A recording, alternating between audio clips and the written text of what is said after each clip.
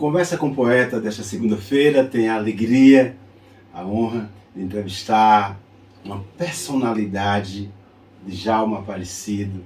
É um ex, uma pessoa que morou 50 anos em situação de rua.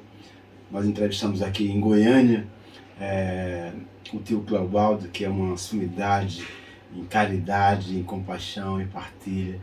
E falou um pouco sobre esse trabalho que ele desenvolve aqui em Goiânia, lindo. E agora nós trouxemos uma personalidade que vai nos falar muito sobre esse processo de solidão, de desesperança e de superação.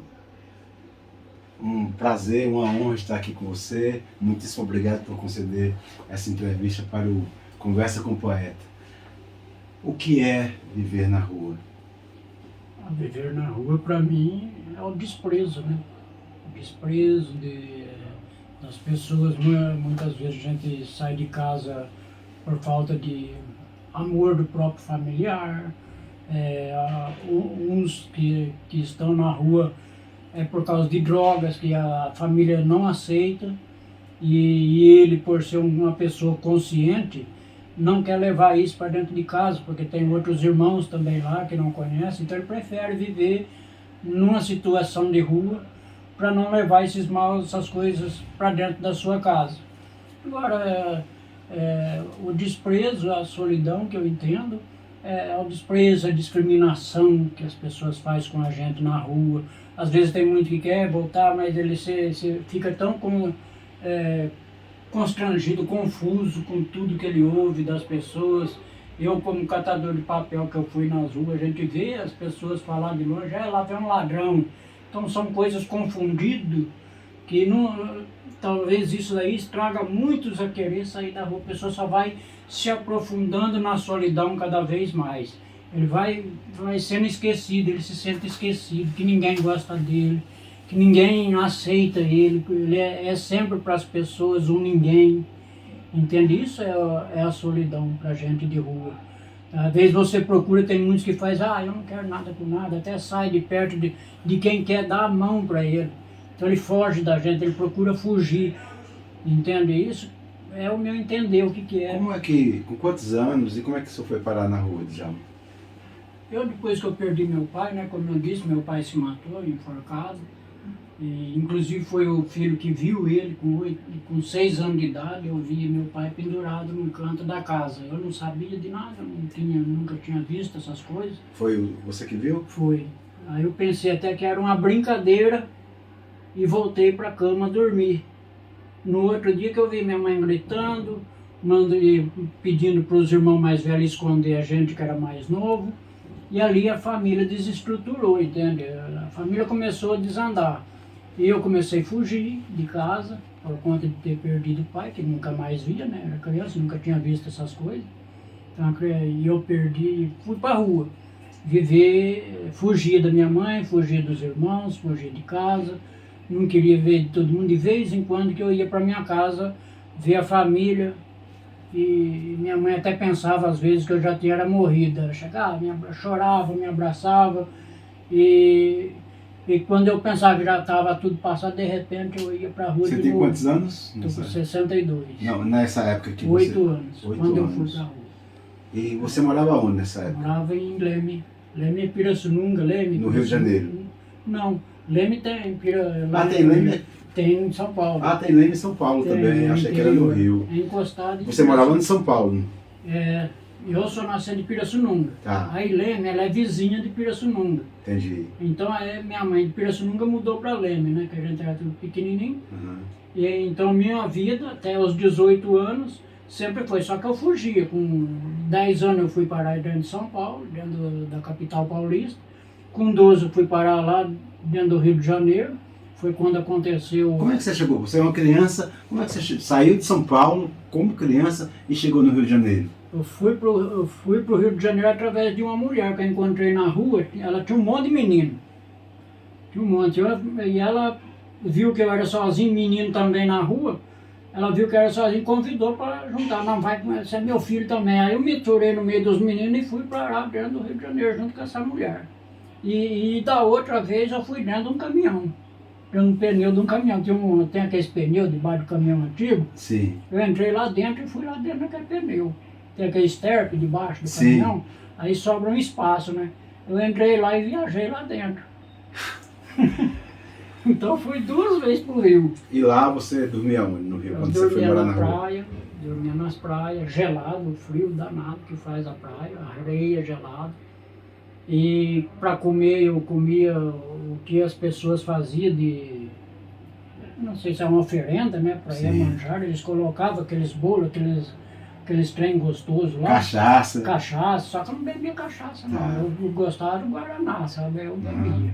Falava, eu comia, né, eu pensava até que era para comer, que eles trem lá eles faziam era para os outros comer, mas depois que eu fui saber que era trabalho que eles faziam. Então, aquilo matou muito a minha fome, porque lá no Rio, quando a gente ia pedir para alguém, era muito difícil de achar um que dava, porque eles não davam, tinha medo da gente, que os meninos de rua, né, Sim. tudo perigoso. Tem um livro do Jorge Amado, o grande escritor brasileiro, né, nosso, baiano, que fala, tem um livro lindo chamado Capitães de Areia, e conta a história desses meninos Então, na praia. aí a gente até pedia, às vezes eu pedi, mas o pessoal não dava nem moral, eles não davam, porque tinha medo disso. Hoje eu dou graças a Deus de ter esse pessoal da sopa que eles dão. Hoje a rua não passa fome. Por isso que às vezes eu entro em coisa que eu falo, não, a rua nunca passou fome, né? Mas por causa que aqui no estado de Goiás, hoje, não só aqui como em São Paulo, tem esse processo de pessoas que essa caridade que as pessoas fazem para a população de rua. Antigamente não tinha. Entendi. Entendeu? Antigamente, se você, talvez alguém, quando oferecia um pedaço de pão para a gente, queria fazer alguma coisa com a gente em troca. Você vai, quantas vezes aconteceu, foi comigo, eu era menino de rua. Me dava, não, vamos ali, vou te dar uma roupa bonita, uma coisa, mas queria fazer outras coisas, você entende? Então eu escapei muitas vezes disso, é uma história muito Triste, né? muito triste que a gente tem, e a gente que é de rua tem que ter isso para expor, você entende? Falar a realidade, porque tem muitos que estão presos, não conseguem falar, ele foge de vergonha, que aconteceu alguma coisa com ele, e ele fica preso naquilo, não quer ver ninguém, ele é tão oprimido pelas coisas que aconteceu com ele, que ele não quer.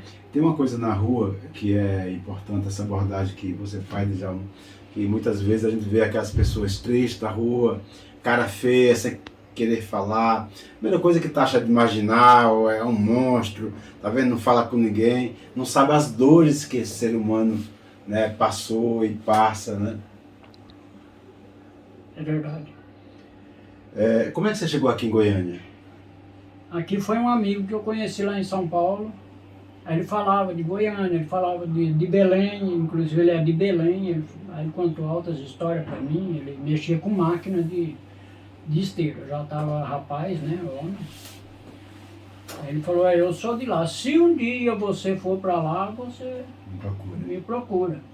Aí teve um que, inclusive ele foi até preso aqui, né, um cara aqui, não vou falar o nome dele. Tá, como é preciso. E por coincidência encontrei com ele aqui na rua, você vai ver, meu Deus, é maravilhoso.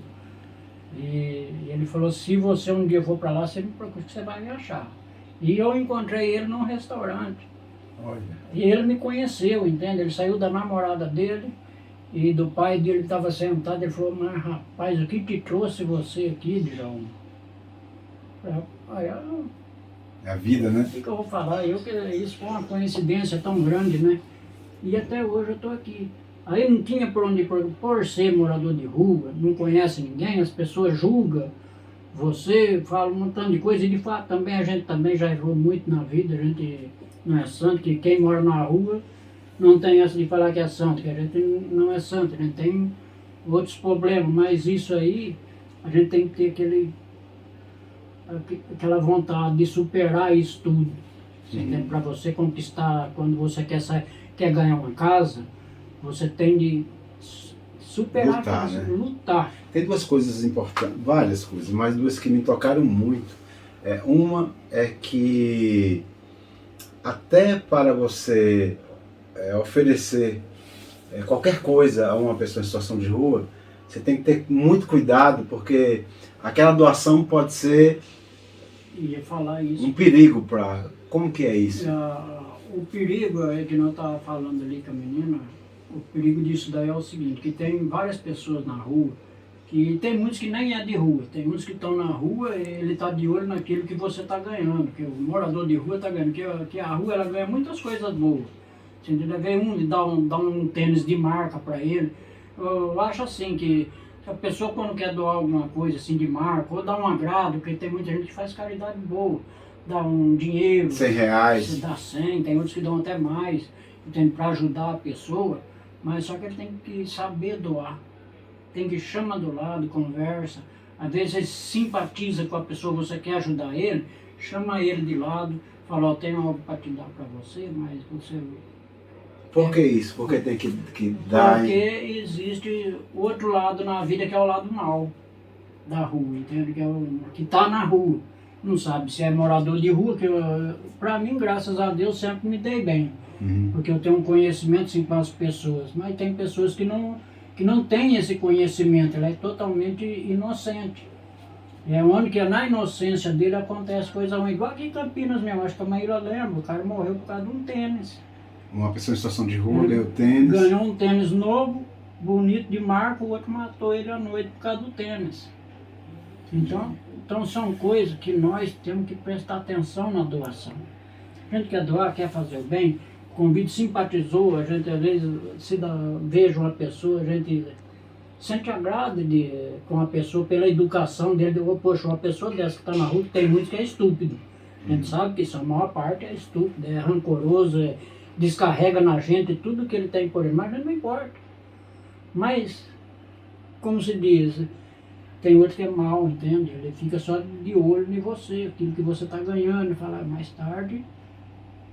Eu vou lá pegar. A gente pega. Como é que hoje, depois de 50 anos na rua, em situação de rua, você hoje mora numa casa com seu filho, como é que você fez para superar? Quando eu senti poxa, eu não posso dar essa vida pro meu filho. Ele morava na rua com você? Ele morava na rua comigo. Entendeu? Eu falei, eu tenho que sair fora, eu tenho que passar por cima de tudo isso para mim conquistar alguma coisa. A primeira coisa que eu fiz foi livrar das drogas. Livrei das drogas, livrei com a bebida, falei daqui para frente vou dar outra visão para ele. Você é um exemplo, né, diferente. Você é um exemplo para ele. Eu continuei lutando, nunca mais me envolvi com droga, aí até que eu conheci a Estefânia, mulher do Eduardo Matos, que era do líder do movimento aqui em 2015. Eu já estava fora da droga quando eu conheci. Aí ela falou assim, não, vai conhecer meu esposo, que você é uma força para o movimento. Entrei.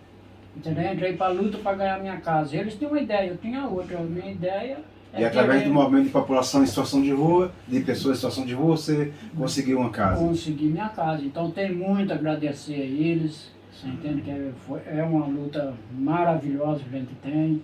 E levantar mais pessoas para isso aí, capacitar pessoas. Para a gente terminar essa entrevista, eu queria agradecer à Prefeitura de Camaçari por essa oportunidade que me deu de viajar e conhecer você, que é um exemplo de superação, agradecer à Secretaria da Cultura. Qual é a sua mensagem para aquelas pessoas que agora estão debaixo de pontes, marquises, em albergues? O que é que eles podem fazer para superar? É que nunca esqueça que você tem a capacidade de passar por cima disso tudo e conseguir sua casa igual eu. Hoje você está aí na rua, debaixo de ponte, igual eu fiquei muitos anos, mas você tem a mesma capacidade do que eu. Tente passar por cima daquilo que você acha que não consegue, que você acha que é impossível. E você vai vencer. Assim como eu venci, você também pode vencer. Eu agradeço a oportunidade.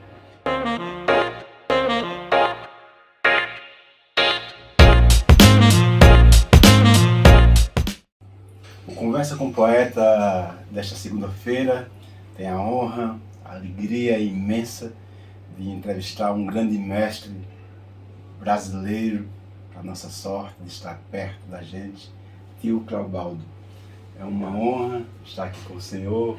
Prazer é meu. Falando de amor, de partilha. Como é que o senhor começou essa obra tão linda aqui no estado de Goiás, tio Cleobaldo? Olha, eu sou de família, a minha mãe era muito bondosa, muito caridosa, então eu vim de Tiltava para cá nos anos 70, eu vim no tratamento da saúde dela, né?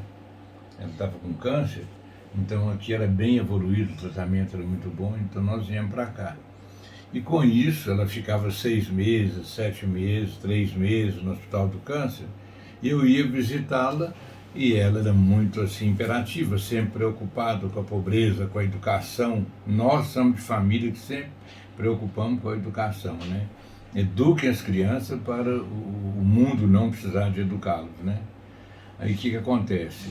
No Hospital do Câncer sempre morria gente, morria mães, a mamãe falava, ó, tem uma mulher que deixou 5 filhos lá, ninguém está estudando, ninguém é registrado. Aí eu ia lá conhecer e comecei esse trabalho, né? Trabalhar com família.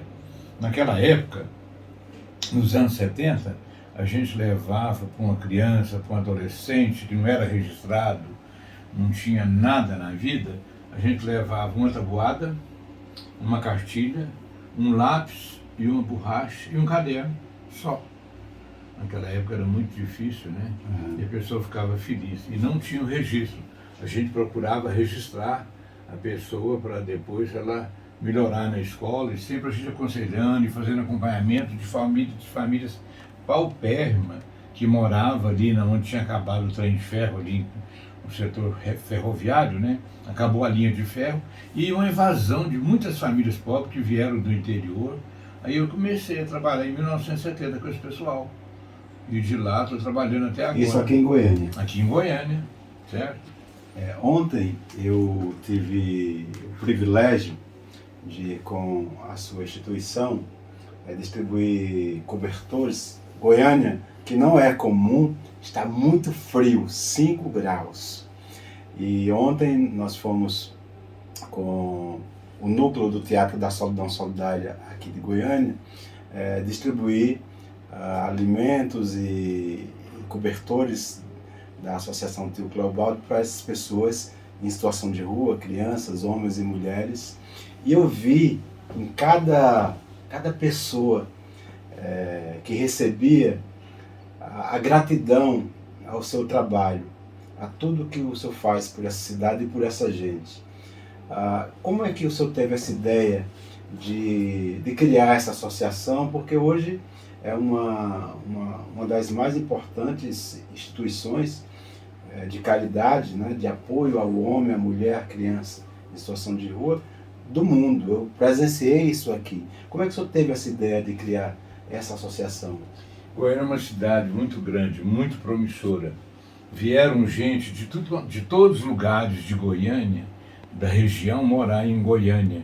Essa explosão de Brasília, então trouxe muita gente do interior para Goiânia. E chegava aqui, não tinha casa, não tinha nada, e eu fui vendo esse pessoal e trabalhando com esse pessoal, né, com a minha mãe no Hospital do Câncer, e eu levando aos domingos, comprava pão amanhecido, era uma maneira de chegar naquele pessoal, e sempre especulando e ajudando a orientar aquela família. E eram famílias que tinham perdido também, que estavam na mesma situação de mãe, esposa, filho, né, no Hospital do Câncer. Aí eu fui vendo a dificuldade daquele pessoal. O que é aquele pessoal? Qual a dificuldade daquele pessoal? São os futuros homens de rua, são os futuros filhos da miséria. Então vamos ajudar esse pessoal, incentivar e educá-los, né? Tem moços, crianças daquela época, que eu registrei e hoje está formado em Direito, Administração de Empresa. Então, isso é um orgulho muito grande, melhorar, né? Acreditar na reforma, acreditar na melhora do homem, acreditar na melhora do homem do campo, né? E sempre eu fiz esse trabalho. Mexi com creche, mas com o tempo, a creche não dá para misturar creche com adulto. Gente, pessoal de rua é mais difícil, né?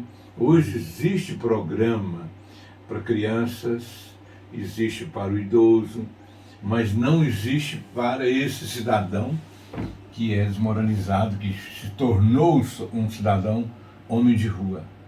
Então a gente faz esse trabalho há muito tempo, e eu também preocupava muito com esse pessoal mais antigo, porque eles bebiam, são alcoólatras, né? Uhum. E meu pai sempre vivia, eu via a briga da minha mãe para melhorar. Então sempre eu acreditei que esse pessoal ia melhorar e melhorou muita gente mesmo. Com o tempo, com o sofrimento, vai melhorando, né? As pessoas acreditam e devem acreditar em milagres, né? Mas elas sempre colocam esses milagres com seres que viraram anjos, que já partiram, né? Eu sou testemunha dos milagres de pessoas que estão aqui ainda nessa existência, e o Senhor é um desses responsáveis por grandes milagres que eu testemunhei aqui em Goiânia. Quais são os maiores desafios de trabalhar com essa gente, com essas pessoas que também nos ensinam tanto, né? O maior desafio é o que é? É ter coragem, acreditar na reforma da pessoa, acreditar na melhora da pessoa. A pessoa só melhora se nós questionarmos, se nós conversar com ela. Então ver qual que é a necessidade, por que ela está naquele atraso, por que está naquele sofrimento. Eu sempre gostei muito de questionar, certo? E questionando a gente melhorou muita gente, muita criança, melhoramos muito pai, muita mãe. É porque eu acredito que o ser humano melhora, certo? E a gente, como que adianta só eu melhorar se meu próximo vai melhorar? Eu sempre acreditei na melhora do próximo, na melhora do pai, na melhora do irmão, na melhora do filho, na melhora do vizinho. Eu sempre acredito, né? Porque eu acredito em Deus. E Deus quer isso de nós, né?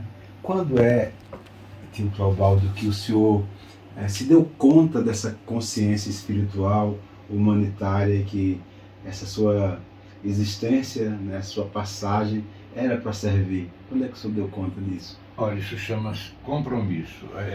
A minha irmã, nós éramos de família muito católica, muito simples, sempre dando catecismo naquela época para os meninos, levando mãe para a igreja, falando que se a pessoa tem que ter uma religião, se a pessoa não tiver uma religião não melhora, se a pessoa tiver uma religião ela deixa Deus entrar na vida dela, né? Sempre eu acreditei nisso, então era uma satisfação melhorar a pessoa, se a pessoa é evangélica, se a pessoa é crente, e a pessoa também para conhecer a doutrina espírita, a gente sempre falou, nós somos ecumênicos na vida, né? A minha mãe, meu pai, era mestre de obra, meu pai falava que a gente tem que melhorar a gente, mas tem que melhorar o próximo, né? Meu pai tinha esse dom. Meu pai uma vez fez 40 cômodos para minha mãe pôr aquele pessoal lá de Tiutaba, da pobreza, dava para um morar, dava para outro morar, e junto a turma de São Vicente de Paula, né? Sim. Isso. Nós dávamos, fazia angu para aquele pessoal, porque a dificuldade era muito grande, né? A minha mãe fazia doce e sobrava aquela calda, nós fazíamos angu e aqueles 50, 60, 70 meninos alimentava de manhã e aprendia alguma coisa sobre Jesus, dava catecismo. A minha irmã dava aula de catecismo, né? Nós melhoramos muito. A minha mãe sempre tinha um ditado: se nós não melhorar o nosso irmão, a gente não serve para viver. Bonito. O senhor fala aí desse cuidado com as crianças, né? Como foi a infância do senhor? Como é que... Muito trabalho, certo? Eu tive uma infância muito doente, né? Eu fui muito doente até os 7 anos de idade, né? Várias pneumonias. E depois a gente aprendeu a trabalhar com a mãe, com o pai, né? Eu fui uma criança que tinha que ter muito cuidado. Eu tive muita facilidade para gripar, para ter pneumonia. Então era sempre cuidadoso, né? A mamãe era cuidadosa. A mamãe usava muito remédio, coisa natural. Naquela época, tinha que usar. Sim. Remédio era muito caro. Remédio era para a classe média, para a classe rica. Gente pobre era as folhas, né? As folhas, né? Mais naturais. Isso. Então, esse dom é um dom natural. O meu avô era charlatão, médico de plantas. Certo? Ele acreditava, né? Quando teve aquela gripe espanhola, a minha mãe era criança. Então, tratava com homeopatia. E essa questão que o senhor levanta, que o seu avô era tido como charlatão, hoje a gente graças a Deus, tem provas, né, de que essas pessoas estavam certas, né, que a indústria da farmácia hoje, a indústria Explodiu, né? explodiu, né? Explodiu. O senhor tinha me falado antes da entrevista, o senhor teve câncer, né? Teve Covid. Como é que foi esse processo do senhor? Eu aos 54 anos, eu tive o primeiro câncer. Câncer no intestino. Né? Aí foi um escândalo na época, né? Eu fiquei escondendo, eu estava perdendo muito sangue, quando eu vi eu estava com câncer no intestino e câncer no reto. Aí fiz a primeira cirurgia, foi um sucesso. Fiquei 17 dias na UTI e escapei. Né? Cirurgia muito bem feita, não foi preciso usar bolsa de colostomia nem nada. Não. Aí depois de 12 anos, câncer no fígado. Tirei 1/4 do fígado e eu tenho assim bem disciplina, porque eu nunca gostei de bebida. Nunca usei bebida de álcool, nunca fumei, nunca usei droga, graças a Deus. Não, porque trabalhamos, a minha família, a mamãe, porque o papai bebia, a minha mãe trabalhava com aquela palavra prevenção. Né? Tudo era prevenção. Então, por isso que eu salvei, né? De todas essas doenças eu salvei. Agora, anos atrás, eu tive também fungos de cocô de pombo no meu pulmão. Eu pensei que era câncer no pulmão, né? Mas não era nada, era fungo, fizemos tratamento, tomei muita transfusão de sangue. Teve uma época que eu tomei 91 frascos de sangue. Escapei, estou aqui. Depois teve Covid agora, o senhor também teve Covid. Há 2 anos, né? Hoje está fazendo 2 anos. Em maio, 7 dias após o falecimento da minha mulher, morreu de problema cardíaco, eu acho que eu peguei o Covid no cemitério. Eu fui um dos primeiros a pegar. Mas foi assim Quando tirou a radiografia, né, deu Covid, eu já entrei para a UTI, acordei depois de 9 dias. Mas foi muito importante, porque quando eu entrei para fazer o exame, a radiografia do pulmão, eu falei que eu tinha tido, há 7 anos atrás, o fungo de cocô de pombo no pulmão. E que tinha uma auréola no meu pulmão, né? E que ia acusar qualquer coisa. Porque se eu não tivesse falado, não, eles tinham me levado, me entubado, né? Entendi. Aí eu fiquei 9 dias dormindo e acordei dentro da UTI. Quando eu acordei dentro da UTI, a moça falou que eu estava na UTI, fazia 9 dias que eu estava dormindo, né? E que eu estava com Covid. Aquele povo muito assustado, os médicos assustados, as enfermeiras assustadas, o pessoal da limpeza tudo assustado. Não, imagino, né? Porque assim... Era no começo, né? Toda hora morria um ao meu lado, morria o outro, né? E quando eu acordei, a enfermeira falou, na 5ª cama está a irmã. A irmã, eu falei, já leu? Você falou, no 3º à direita sua está a sua sobrinha. Eu falei, então acabou a minha família. Né? E tive uma aceitação muito grande, fiquei quieto lá. Fiquei lá mais ou menos uns 10 dias fazendo tratamento, o hospital muito bom, certo? As enfermeiras, todo mundo, né? Eu fiz o tratamento, tinha hora da vontade até fugir. De tanta sou inquieto, como é, tudo palha aqui, eu vejo. De tanta ansiedade. Eu tinha Teobaldo, a gente falou aí sobre morte, né? Sobre passagem. A gente vem aqui para essa existência, cumpre a missão e a gente vai para onde depois? Como quando a gente cumpre a nossa jornada aqui nesse planeta, nessa existência, e depois a gente vai para onde? A gente volta para a pátria espiritual. É o único lugar, é o único sonho, né? A gente vai sozinho. Vai sozinho. Vai sozinho. Na minha filosofia eu penso, né? A gente leva a mala da consciência. A gente não leva mamãe, não leva papai, não leva titia, não leva ninguém. A gente vai para o plano espiritual sozinho. Então o que a gente leva? A mala da consciência, certo? E de acordo com a consciência da gente, a gente se ajeita em algum lugar no plano espiritual. Porque nós somos aprendizes da vida, a vida continua, né? Sim. Somos aprendizes da vida, aprendizes do plano espiritual e somos aprendizes da sabedoria de Deus e vamos para lá, vamos estudar, vamos ver em que nós erramos, né? A nossa consciência vai acusar Então aguardamos os julgamentos, né, do Pai Celestial. O Pai é muito misericordioso, né? A espiritualidade é perfeita, né, com a gente, esse carinho que a gente tem com a gente, né? Eu acredito nisso, certo? Se eu não acreditasse, não valia a pena viver, né? Uhum. Eu acredito na vida espiritual. A vida espiritual é muito importante. Eu acredito no plano espiritual. O que a gente planta, a gente colhe, né? Eu sempre falo e converso que o Pai Nosso é uma belíssima prece, é uma belíssima oração, é uma belíssima reza. Se nós cumpríssemos o Pai Nosso ao pé da letra, a Terra seria um paraíso e nós seríamos melhor. Aí nós ficamos tentando, né, melhorar dia a dia e vamos melhorar, porque nós acreditamos na reforma, na vida espiritual. Ficaria aqui 2 dias conversando com o senhor, mas eu queria agradecer. O senhor tem muita coisa para fazer aqui. Muitíssimo obrigado, gratidão pela sua generosidade. Queria agradecer à Prefeitura de Camaçari, à Secretaria da Cultura, por me permitir fazer essa viagem para encontrar esse mestre aqui, que me ensinou tanto, inclusive no silêncio. Nós aprendemos, é obrigação nossa aprender, é obrigação nossa melhorar mesmo e acreditar na melhora da gente, né?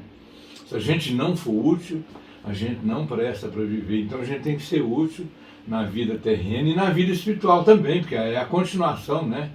É essa a esperança nossa, senão não valeria a pena viver, né? Nós precisamos de coragem. Gratidão, mestre. Muito obrigado. Eu saio daqui muito, muito, muito feliz. Vou levar seus ensinamentos por onde passar. Então, saio daqui fortalecido. Obrigado, Goiânia. Obrigado, tio Cleobaldi, essa associação linda, ao senhor. Mayra, por essa assessoria aí na filmagem. Saio daqui muito fortalecido. Que Deus o ilumine imensamente sempre. Viu? Muito obrigado. Jesus e a Mãe Maria Santíssima ao nosso lado, nos imbuindo com amor, imbuindo com essa coragem. Maria Santíssima é a luz nossa, viu? Ninguém chega ao Pai Celestial sem Jesus. Ninguém chega a Maria sem Jesus no coração. Conversa com o poeta. Até breve.